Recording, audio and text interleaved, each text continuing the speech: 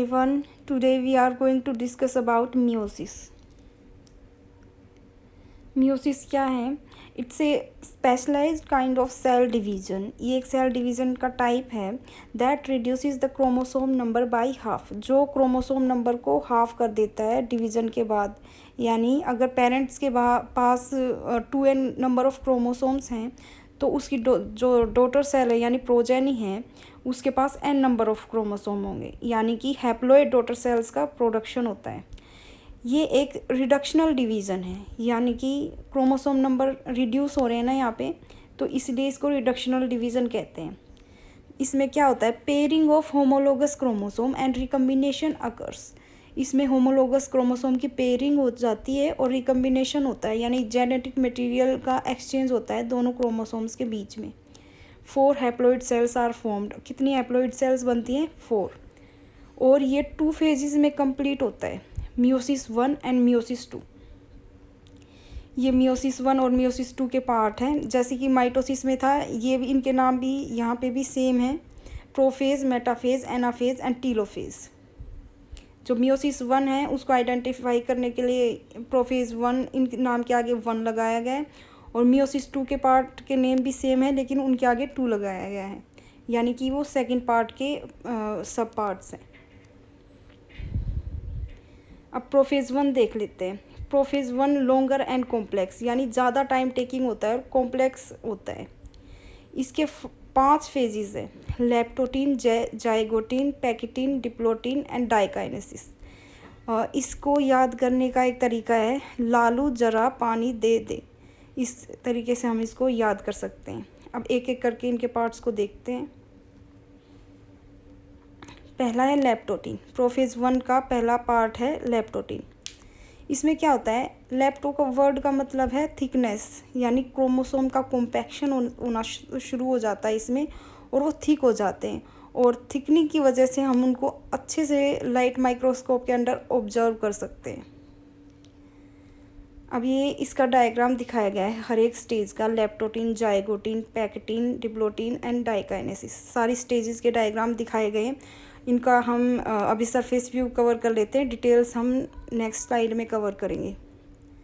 Leptotene में आप देखिए, पहले क्रोमोसोम अच्छे से विजिबल नहीं थे, लेकिन लेप्टोटीन स्टेज में आते ही क्रोमोसोम देखिए अच्छे से विजिबल हो गए. कॉम्पैक्शन के बाद कंडेंसेशन हो गया इसमें और अब अच्छे से विजिबल हैं.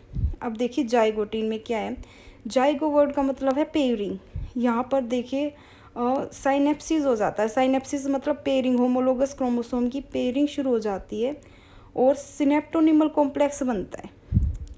अब थर्ड है पैकिटीन. पैकिटीन सबसे इम्पोर्टेंट स्टेज है क्योंकि यहाँ पर क्रॉसिंग ओवर होता है.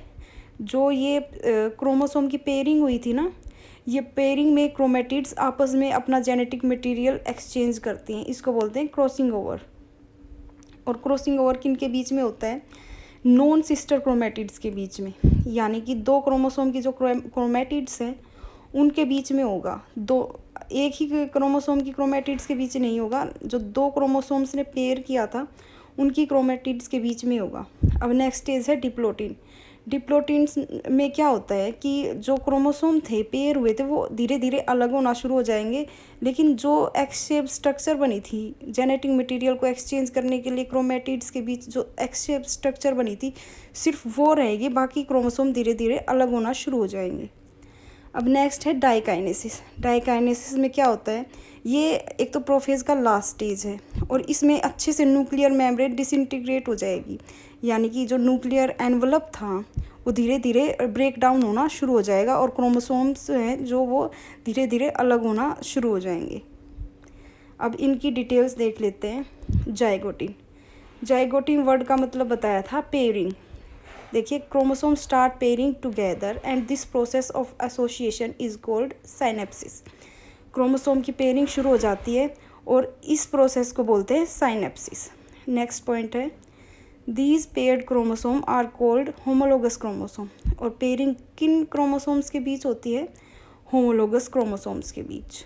अब देखिए next point, synapsis is accompanied by formation of complex structure called synaptonemal complex. और साइनेप्सिस के बाद कौन सी प्रोसेस होती है? सिनेप्टोनीमल कॉम्प्लेक्स की फॉर्मेशन शुरू हो जाती है। अब नेक्स्ट है, this complex is called bivalent और टेट्राड। इसको क्या बोलते हैं, बाइवेलेंट या टेट्राड। अब नेक्स्ट देखते हैं पैकेटिन।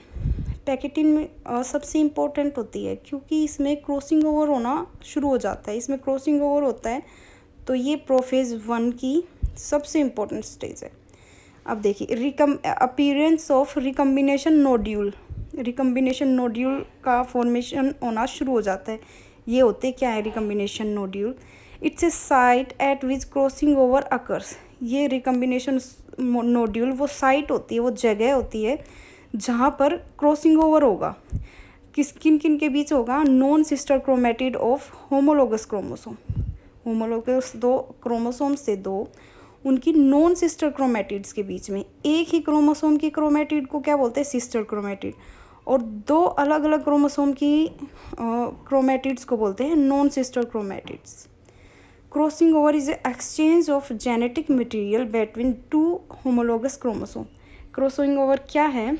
जेनेटिक मटेरियल का एक्सचेंज किन किन के बीच? दो होमोलोगस क्रोमोसोम्स के बीच। और इसमें जो एंजाइम की हेल्प ली जाती है वो है रिकम्बिनेज एंजाइम। अब देखिए, नेक्स्ट स्टेज है डिप्लोटिन। डिप्लोटिन में क्या होता है? Dissolution of synaptonemal complex. जो जाइगोटिन में सिनेप्टोनीमल कॉम्प्लेक्स बना था उसका डिसोल्यूशन होना शुरू हो जाता है। और क्या होता है? Recombined homologous chromosome of bivalent separate from each other. जो वो क्रोमोसोम की पेयरिंग हुई थी, बाइवेलेंट होमोलोगस क्रोमोसोम बने थे, वो धीरे धीरे अलग होना शुरू हो जाते हैं एक दूसरे से, accept at the site of crossover. और जहाँ पर क्रॉसओवर यानी जो जिस जगह पे क्रॉसिंग ओवर शुरू हुआ था ना, वो जगह अभी अलग नहीं होएगी इस स्टेज पे, क्योंकि वो नेक्स्ट पे होएगी और बाकी क्रोमोसोम एक दूसरे से सेपरेट होना शुरू हो जाएंगे। और X shape structure is called chiasmata. जहाँ से एक्सचेंज होता है ना क्रोमेटिड्स का, वो उस जगह वो एक्स शेप स्ट्रक्चर बन जाती है और उसको चियास्माटा बोलते हैं। अब नेक्स्ट है डाइकाइनेसिस। इसमें क्या होता है? Terminalization of chiasmata. यहाँ भी चियास्माटा धीरे धीरे ख़त्म होना शुरू हो जाते हैं, यानी कि जो एक्स शेप स्ट्रक्चर थी वो वहाँ से अलग होना शुरू हो जाती है। Chromosomes are fully condense. और यहाँ पर क्रोमोसोम है जो फुली कंडेंस्ड हो चुके होते हैं, फुली कंडेंसेशन हो चुका होता है यहाँ पे, जो कि प्रोफेज 1 का एक इम्पोर्टेंट कैरेक्टर है। Meiotic spindle are assembled to prepare the homologous chromosome for separation.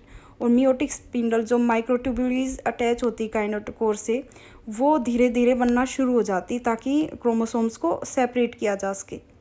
By the end of diakinesis nucleolus disappear. जो न्यूक्लियर एनवलप था, न्यूक्लियोलस था वो धीरे धीरे ख़त्म होना शुरू हो जाते हैं। अब प्रोफेज 1 तो ख़त्म हो गया। प्रोफेज 1 के बाद कौन सी स्टेज आती है? मेटाफेज 1। इसमें क्या होता है? Bivalent chromosome align on the equatorial plate. जो बाइवेलेंट क्रोमोसोम्स थे, जो पेयर्ड क्रोमोसोम्स थे, वो इक्वेटर पे जमा होना शुरू हो जाते हैं और क्या बनाते हैं? इक्वेटोरियल प्लेट बनाते हैं। और microtubule from opposite poles of the spindle attach to the pair of homologous chromosome. और माइक्रोट्यूब्यूल्स जो हैं वो धीरे धीरे अटैच होना शुरू हो जाती काइनेटोकोर से, क्रोमोसोम के काइनेटोकोर से अटैच होना शुरू हो जाती ताकि उनको सेपरेट किया जा सके। अब इसमें सेपरेट होंगे, जो ये नेक्स्ट स्टेज है ना फेज़ 1, इसमें क्या होता है? Homologous chromosome separate.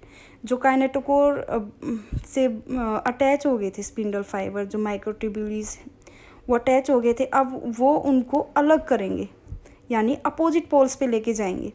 But sister chromatids remain associated eight there centromere. लेकिन सिर्फ यहाँ पर होमोलोगस क्रोमोसोम्स अलग होंगे, ना कि सिस्टर क्रोमेटिड्स, यानी कि सेंट्रोमियर से ब्रेक डाउन नहीं होगा, जैसे कि बाकी अपन ने माइटोसिस में देखा था या फिर हम नेक्स्ट मियोसिस 2 में देखेंगे, वैसे नहीं होगा। इसमें सेंट्रोमियर टूटेगा ही नहीं, यहाँ पे सिर्फ होमोलोगस क्रोमोसोम्स ही एक दूसरे से सेपरेट होंगे। अब नेक्स्ट है टीलोफेज 1। इसमें क्या होता है? Nuclear membrane and nucleolus reappear. जो प्रोफेज में न्यूक्लियर मेम्ब्रेन और न्यूक्लियोलस गायब हो गए थे वो फिर से बनना शुरू हो जाएंगे और साइटोकाइनेसिस अकर यानी कि सेल डिवीज़न हो जाएगा, 1 से 2 सेल बन जाएंगी। Dyad of cells are formed यानी 2 सेल्स बन जाएंगी। लेकिन हमने तो मियोसिस में ये कहा था कि 4 सेल्स बनेंगी, लेकिन यहाँ पर 2 बने हैं क्योंकि नेक्स्ट 2 माइटोसिस में बनेंगी। नहीं सॉरी, नेक्स्ट 2 जो हैं वो मियोसिस 2 में बनेंगी।